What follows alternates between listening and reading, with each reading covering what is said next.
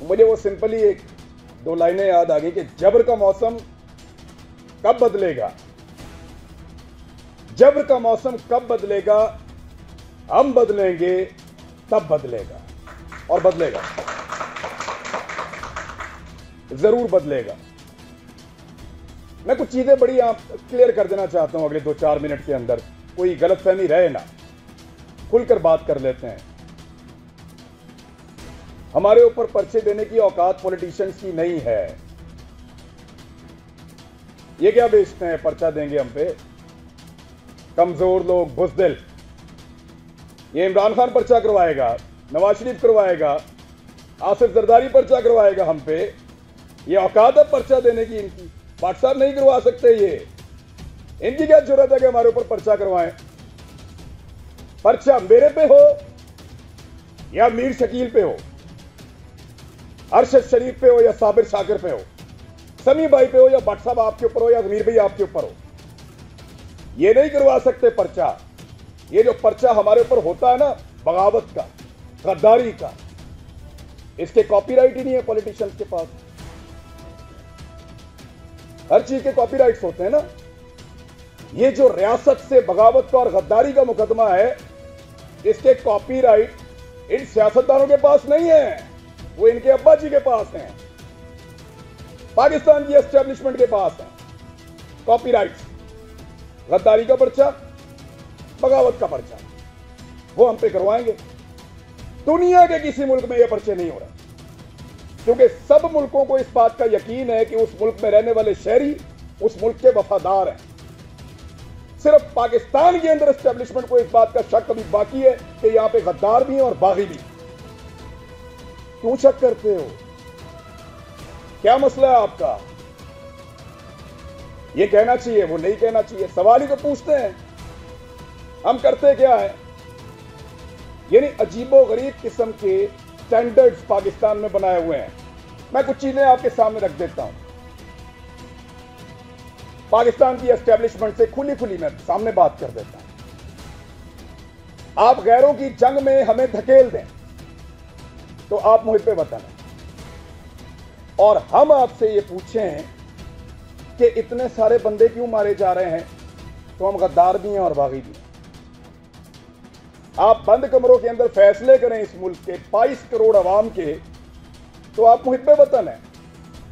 हम आपसे पूछें कि उन फैसलों के नताइज पे नजर देखिए, बताएं कि ये हालात क्यों हुए, तो हम गद्दार हैं। आप पाकिस्तान में बार बार रजीम चेंज ऑपरेशंस करें, मुंतखब हुकूमतों को गिराएं, तो आप मुझ पे वतन है। हम आपसे पूछें कि ये क्यों किया, तो हम गद्दार भी हैं और हम बागी भी हैं। आप वजीर आजमों के इंटरव्यूज करें और फैसला करें कि इसको बनाना है और इसको नहीं बनाना, तो आप मुहिब्बे वतन हैं।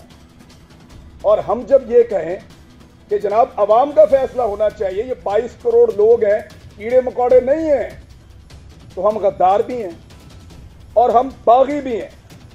यानी आप बगावतों के और गद्दारियों के मुकदमे दर्ज करवाएं जो पूरी दुनिया में नहीं हो रहे। और जब हम आपको ये कहें कि क्या हम बागी हैं, तो उस पर भी हम बागी हैं, उस पर भी हम गद्दार हैं। यानी अजीबो गरीब किस्म का क्राइटेरिया बनाया हुआ है। आप हमारे लिए, हमारे मुल्क की जमीन को तंग कर दें, तो आप मुहिब्बे वतन हैं, और हम अपनी जमीन पे आज़ादी से रहने का हक मांगें, तो हम गद्दार हैं, हम बागी हैं। आप खुदा ना खास्ता कभी हार भी जाएं, तो आप मुहिब्बे वतन हैं।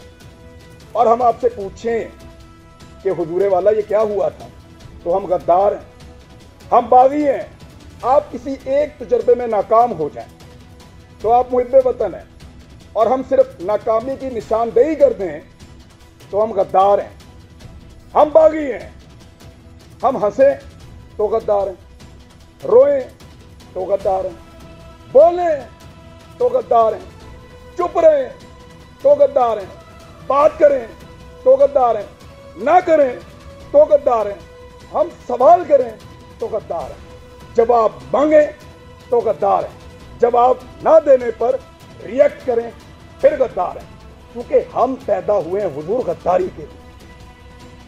हमारे गलों में ना तख्तियां डालो और हमें चक्कर लगवाओ पाकिस्तान के गद्दार लिखकर, हमारे माथों पे लिखो गद्दार, इधर यहां लिखो, या गोली मार दो, हमारे लिए वो ज्यादा आसान होगा। तकलीफ होती है। अरशद शरीफ ने किसके लिए आवाज नहीं उठाई थी? आप सारे गवाह हैं। जिसको मार पड़ी वो उसका शदीद तरीन मुखालिफ होने के बावजूद कहता रहा कि गलत मारा। तो तकलीफ होती है ना। भट्ट साहब नाकामी थी हमारी, उसका हम पे एतबार खत्म हो गया। भट्ट साहब, उसको पता चल गया अब उसका बोझ नहीं उठा सकते, वो इसलिए मुल्क छोड़ के गया था। उन्होंने पता लग गया ताड़े तो गल उत्ते हुण, हम पे उसका एतबार खत्म हो गया था। तकलीफ होती है। चुप करके निकल लिया। इन्होंने मजाक उड़ाया उसकी तस्वीर दिखा दिखा कर, हमारे इख्तलाफात को हमारे खिलाफ इस्तेमाल किया, हमारे लोगों को तस्वीर भेजी कि ये देखो भाग रहा है, फोटो लगाओ सोशल मीडिया पे, गंदा करो इसको, भाग रहा है। और बुज़दिल नहीं था। बुज़दिल होता तो तुम्हारे साथ डील करता, तुम उसकी मिन्नतें कर रहे थे डील के लिए। रोज उसे कहते थे कि आओ बात करें, रोज उसे कहते थे कि आओ सरेंडर करो हमारे सामने। उसके बच्चों को थ्रेट, उसकी फैमिली को थ्रेट। अकेला था, उसको पता था सबको उसने अकेले ने संभालना, कोई और तो नहीं था उसके साथ। जाओ पूछो उसकी मां से, मैं मिलकर आया हूं उस दिन। सारी बातें करने के बाद, पूरा हौसला देने के बाद, आखिर में वो कहती है कि अरशद तो नहीं है ना, जो कुछ भी हो अरशद तो नहीं आएगा। आप, हम पे उसका एतबार खत्म हो गया था, इसी काबिल है हम पे भरोसा नहीं था उसका, इसलिए वो यहां से गया। बुज़दिल नहीं था, हम नकारा हो गए थे, हम उसको नहीं बचा पाए। मैं अभी थोड़ी देर पहले मैं मोटरवे पे आ रहा था, मैंने एक वीडियो रिकॉर्ड की। मुझे इत्तला दी गई कि आप इस्लामाबाद आएंगे तो पकड़ेंगे, तो मत जाओ। तो मुझे दो वजूहात समझ आई, या तो कोई ये चाहता है कि मैं यहां के बात ना करूं, या हो सकता है वाकई पकड़ ले। तो मैंने एक वीडियो छोटी सी रिकॉर्ड करवाई, इसलिए कि अगर मैं पकड़ा गया तो ये लोगों तक पहुंच जाएगी वीडियो, और मुझे जो इत्तला दी है, कैसे दी है, किसने पकड़ा, ये भी पता चल जाएगा। मैंने अपने बच्चों से भी माफी मांगी। मैं एक साल में उनको कोई किसी एक मौके पर भी जो मैं उनके साथ टाइम गुजारा करता था, मुझे वो मौका ही नहीं मिला। मैंने उसी वीडियो में उनसे माफी मांगी कि बेटा सॉरी बाबा, फिर लेट हो गए, लेकिन वादा आपसे पूरा करेंगे। लेकिन आपको पता मेरे दिमाग में वाइट चीज क्या चल रही थी? मेरा भी आप सबसे एतबार खत्म हो गया। आखिर में मेरे दिमाग में ये आ रहा था कि अरशद नहीं है, बोलेगा कौन? वही था, सबको इकट्ठा करके वहां अदालत में पहुंच गया। क्यों पकड़ा उसको? हौसला देता था, डट कर खड़ा था, हर जगह उसने आवाज उठाई और पूरी कोशिश की उसने कि ये मुश्किल वक्त गुजर जाए। अभी मैं इस यकीन के साथ अंदर जाऊंगा कि अरशद पीछे नहीं खड़ा हुआ। अब सिर्फ ये एक कमी मुझे महसूस हुई है, वो इस कमी के साथ पाकिस्तान छोड़ गया था। वो तकलीफ मैंने आज पहली मर्तबा महसूस की है कि जब वो ये मुल्क छोड़कर जा रहा था तो वो कितना बेबस था, और उसका हमने मजाक उड़ाया कि फलां फ्लाइट से निकल गया, इस तरह निकल गया, इस तरह भाग लिया। उसने मुझे फोन पे बताया, इमरान तुझे पता है मैं कैमरे में जानबूझकर मुस्कुरा रहा था, वो इसलिए कि मुझे पता था ये मेरा मजाक उड़ाएंगे। मजाक उड़ाते हो यार, पहले जमीन तंग करते हो, फिर कोई यहां से चला जाए तो उसका मजाक उड़ाते हो। क्या बंदूक लेकर तुम्हारे गले पड़ जाए? वो भाई बोलने का काम है उसका, साफी है वो अपनी सहाफत से टक्कर दे रहा था, देता रहेगा, शहीद है, तुम्हारे लिए निशाने इबरत बनेगा वो। मैंने पहले कहा था, आज फिर कह रहा हूं कि तुम्हें सिर्फ मारना आता है, हमें और बहुत कुछ आता है, और वो हम इंशाल्लाह करके दिखाएंगे। सिर्फ हमें मारना नहीं आता।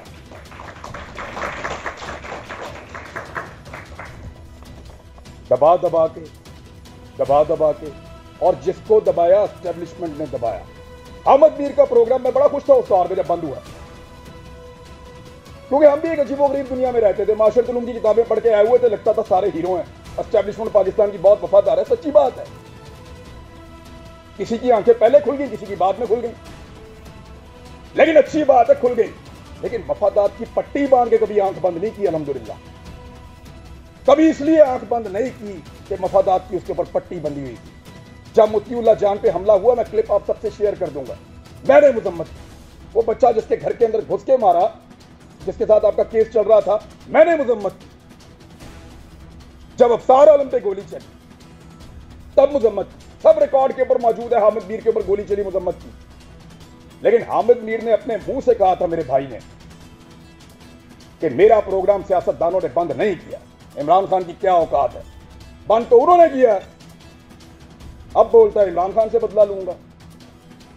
अपने मुखालिफ को पहचानिए, फिर इकट्ठे हो जाएं, तो शायद आपकी जान छूट जाए, वरना ऐसे ही इसी तरह हमारा वक्त गुजरता रहेगा। मैं सिर्फ एस्टेब्लिशमेंट को एक बात कहना चाहता हूं कि हुजूर, आपका मर्तबा, आपका रुतबा बहुत बड़ा है। ये बहुत छोटे छोटे काम हैं जिनमें आप पड़े हुए हैं।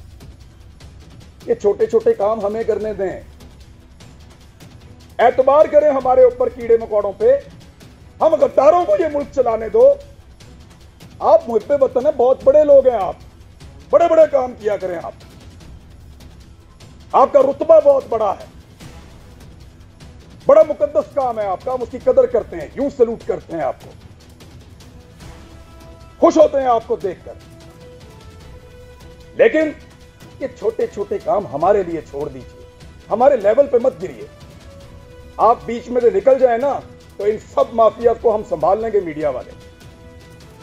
बस आपके खिलाफ बोलने को जुर्रत की बात नहीं है, दिल नहीं करता, खुदा की कसम दिल नहीं करता, खुदा की कसम दिल नहीं करता। डरते वरते नहीं है, पता है आपको, बुज़दिल नहीं है हम। क्या करोगे, गोली मार दोगे, मार दो। डरते नहीं है तुमसे, तुमसे प्यार करते हैं, तुम्हारी कदर करते हैं। डरो उस दिन से जिस दिन हमारे अंदर से ये जज्बा खत्म हो जाए। हम प्यार करना चाहते हैं, कदर करना चाहते हैं, हमें मत धकेलो, दीवार के साथ मत लगाओ, और ये ड्रामा बंद करो। पाकिस्तान के फैसले पाकिस्तानी करेंगे, पाकिस्तान के फैसले हम करेंगे। ये हमारा राइट है, लोगों का राइट है, डेमोक्रेसी ये कहती है। ये बंद कमरों के अंदर ड्रामे बंद करो। पाकिस्तान को तजुर्बा, मैं बचपन से पढ़ रहा था, लिखा हुआ था, इस्लाम के लिए तजुर्बागाह बनाएंगे पाकिस्तान को। हमारे लीडर्स ने ये बताकर पाकिस्तान बनाया, वो किसी और चीज की तजुर्बागाह बना दिया। इसको पकड़ लो, उसको नंगा कर लो, उसको डंडे मारो, उसके कपड़े उतार दो, उसको घसीट के वहां पे ले जाओ, इसको जगाते रहो, इसको शहरों में फिराओ। अजीब ड्रामेबाजी है। वो ये मुल्क है, क्या बना दिया आपने इसको? आपके अपने घरों में बच्चे नहीं है? यानी हमें डिवाइड करके हम पे रूल कर रहा है। पहले गोरा कर रहा था, अब एस्टेब्लिशमेंट कर रही है। इससे अगर निकलना है ना, तो एक बार सोचना पड़ेगा। मैंने यहां किसी को तनकीद का निशाना नहीं बनाया, मैंने सिर्फ बताया है कि वो कौन है जो हम सबको डैमेज कर रहा है। इस मौके से हमें फायदा उठाना चाहिए, हम सबको एक मौक़िफ़ बनाना चाहिए। एक मौक़िफ़ कम से कम इस बात के ऊपर कि एक को मार पड़ेगी तो सबको मार पड़ेगी। यहां से भी शुरू कर लो तो बहुत है। बाकी मर्जी है, अगर डिवाइड एंड रूल करना है तो फिर करते रहिए। इस गंदे खेल का हिस्सा बनना है तो बनते रहिए। व्हाट्सएप को मैं इसलिए अप्रिशिएट करूंगा कि कोई भी फोरम हो, कोई भी जगह हो, कोई भी बुलाए, जब सहाफ़त का नाम आता है तो आप लोग आ जाते हैं। सर, आप लोगों का बहुत शुक्रिया। हालात बहुत मुश्किल है। जिस मुल्क का चीफ जस्टिस कहे कि वो बेबस है, उधर व्हाट्सएप क्या करें बेचारे। लेकिन ये वक्त भी गुजर जाएगा, यूनिटी आएगी इंशाल्लाह, इकट्ठे होंगे। और हम नहीं चाहते कि हम अपनी एस्टेब्लिशमेंट का मुकाबला करें, के बाद आ जाए। तब तक के लिए इतना ही। Thank you.